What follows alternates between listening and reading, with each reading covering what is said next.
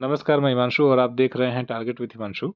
Allahabad high court के justice Shekhar Kumar Yadav ने एक कंट्रोवर्शियल स्पीच दी है और ये कहते हैं कि यह देश हिंदुस्तान में रहने वाले बहुसंख्यक लोगों की इच्छा के अनुसार ही चलेगा और ये कानून है और कानून यकीनन बहुसंख्यकों के मुताबिक काम करता है। उसमें परिवार या समाज के संदर्भ में देखें, केवल वही स्वीकार किया जाएगा जो बहुसंख्यकों के कल्याण और खुशी के लिए फ़ायदेमंद हो। हालाँकि इस पर सुप्रीम कोर्ट ने एक्शन ले लिया और तुरंत इस मामले पर सुनवाई अब सुप्रीम कोर्ट अपने स्तर से करेगा। लेकिन प्रश्न ये है कि ऐसे लोग न्यायालय में कैसे पहुँच जाते हैं और हाई कोर्ट का जज, सोचिए कि ये इतने बड़े पद पर पहुँचे हुए हैं और इनके ये विचार हैं।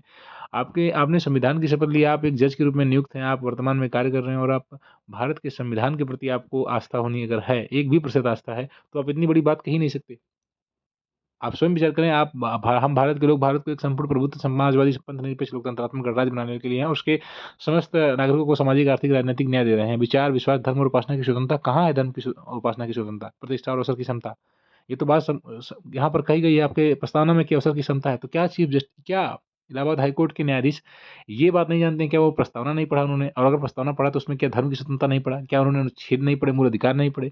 और अगर पढ़े तो फिर उनकी इससे हिम्मत कैसे हो गई कि उन्होंने इतनी बड़ी बात कह दी एक सार्वजनिक मंच पर, जहाँ पर उन्होंने कहा किसी एक विशेष धर्म को टारगेट कर दिया। आप जस्टिस हैं, आप न्यायालय के न्यायाधीश हैं, वो भी आप जिला न्यायालय के नहीं, आप हाई कोर्ट के हैं और आप इस तरह के विचार रखते हैं। आप स्वयं बड़ा गंभीर विषय है फ्रेंड्स।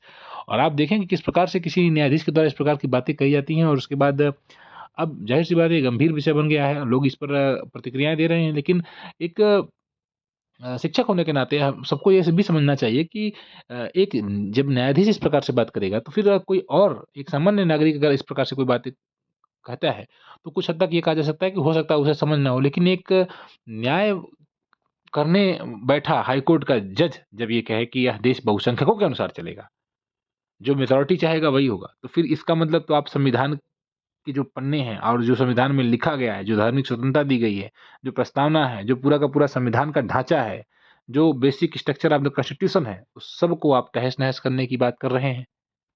आप इस पर क्या राय रखते हैं? ज़रूर कमेंट करें। धन्यवाद।